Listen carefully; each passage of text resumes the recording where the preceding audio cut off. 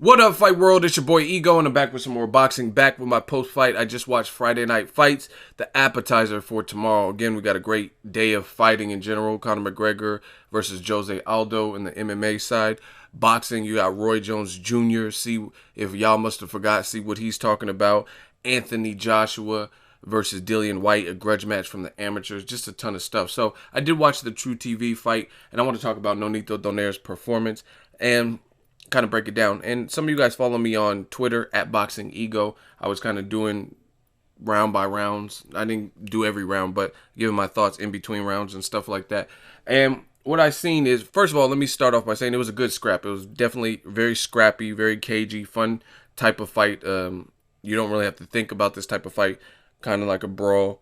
Both guys showed tremendous heart, so that's the good. I give you guys the good, the bad, the ugly. Now, the bad would be this was a fight for the WBO belt. First of all, they stripped Rigondeaux, the guy who beat Donaire. They stripped him of the belt, and it looks like they wanted to get back on the top rank side of things. So they stripped Rigondeaux of the WBO belt, and then they put this belt up on the line for Cesar Juarez versus Nonito Donaire. And again, this is the thing with casual fans. There's a difference between a fun fight, an exciting fight, and a fight that is like a sharp, great performance fight. And from this particular fight, I didn't see a great performance from Nonito Donaire, given that it was a title fight and given just how he looked. And that's kind of the bad and the ugly. Donaire started off very fresh. He came out in the first round and just immediately bombed on Juarez and threw a nice right, I think it was, and definitely got his attention to show his business. And Donaire looked pretty good, pretty solid up until about the fourth round. And the fourth round was clearly Donaire's best round because he knocked Juarez down, Cesar Juarez down 2 times in that particular round. But this is where things turned. He let Juarez back into the fight and gained confidence because he was hurting Juarez, but Juarez was just very tough, and I give him a lot of credit for that. He just kept coming forward. He's like a cyborg. I even tweeted that. I was like, this dude is a cyborg from Mexico. He was just relentless, and he was staying on top of Donaire. And the thing that I did not like with Donaire's performance, I mean, you can't control it. Some guys are like that. Guys like Ruslan Provatnikov, Matisse was bashing his brains in, and he was still coming forward. You know what I mean? You got guys that are just like that. Margarito's pretty relentless and smiling. You know what I mean? It happens. Not everyone is going to back down. You just have people that are going to stay on top of you. Maidana. The thing is what you do. And I don't think Donaire's defense looked good at all. Like, this is a guy, and you beat him. I don't have a problem with Donaire winning. I had Donaire winning on my scorecard in my head, but he just didn't look spectacular in the second half of the fight. He was laying on the ropes way too much for my liking. And this is the difference. People are like, oh, why do you bring up Floyd Mayweather? I bring it up because I'm a fan of boxing, and there's a lot of things that Floyd Mayweather does accurately or correctly, or you can learn from. And I tweeted this too. Mayweather, I never see him on the ropes against aggressive guys just the same, but better experience like Maidana. Maidana's been in there with Victor Ortiz in his prime. He's been in there with Eric Morales, Broner, Devin Alexander, you know what I mean? Amir Khan. And Floyd never looks like that. Like, he never lets someone dog him on the ropes like that. Yeah, they might get some shots off, but overall, it's a testament to his defense. And that's kind of what Donaire was lacking. Now, I don't expect everyone to have a Mayweather caliber defense. You know what I mean? Each fighter is each fighter. But if that is the case, and you don't have a Mayweather style defense or just a tight defense in general, then why are you laying on the ropes, letting this Juarez guy just shoe shine you, throw punches? And it wasn't even just shoe shining. He was connecting with some of the punches, and it looked like he had Donaire hurt.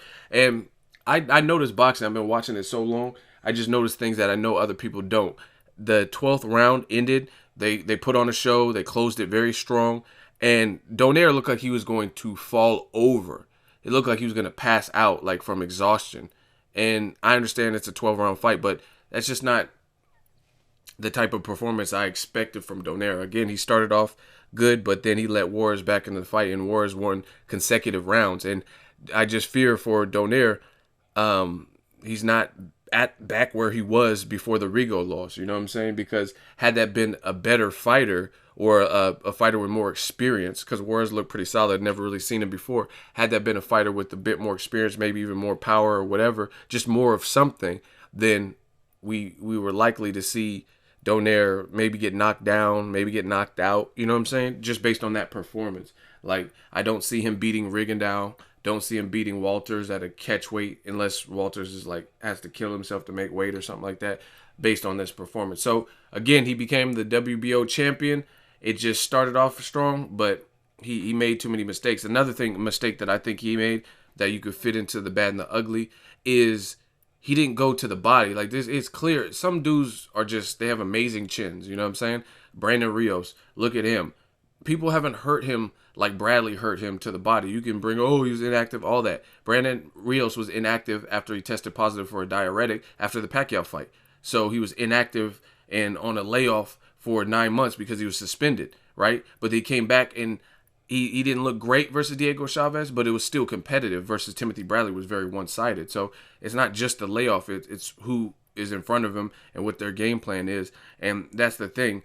Some guys just have crazy chins, and you have to invest in the body. So I don't know. Maybe Robert Garcia would be a better fit than Donaire's dad, or both of them together, because I think Garcia would at least teach him or like instruct him, get him going to the body a bit more.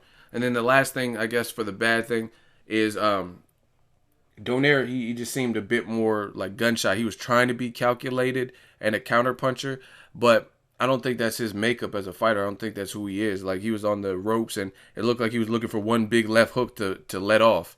And you can't wait, because while you were doing that, you were in there with a guy who was just kind of like a Maidana, who was just smothering you all on top of you, and he was connecting. And that'll zap your energy, you know what I mean? While you're sitting up here playing double dutch, waiting to jump in, you know what I mean? This guy's letting his hands go. And especially with the way boxing is judged now, it's just not good, because some people will just score it like because they see his arms flailing. Even, don't get me wrong, Juarez was actually connecting, but he was missing a lot too. But again, some judges see that, oh yeah, he's pushing the fight, he's making for the fight, and they'll give him the round. So I expected a bit more from Donaire, given the level of talent he was in there with. He's been in there with way better names, way better resume, former champion. It was a title fight, and I think towards the second half he got drugged into the absolute wrong fight. Let me know if you guys watched it, what you thought of Donaire. What's next for him at 122? I really don't think at this point in his career he should go back up to 126, because some of those guys, I think Bradley even mentioned it, are just real big. So props to him for the win. He showed a lot of heart, but he still has some work to do to get back to where he was, and to beat guys or avenge losses like he said he wanted to do against Rigondeaux or Walters. That's just my opinion. Let me know what you guys think. Make sure you like my video as always. Hate, comment, and subscribe. Till next video is Ego signing off. So if you enjoyed this video and want more content like this on the channel, you can show your appreciation by going to the PayPal donate button or the YouTube support button. And you can donate any amount that you feel is equivalent to the value of this video. Much more to come. Thank you guys for your support. Boxing Ego, the future of boxing.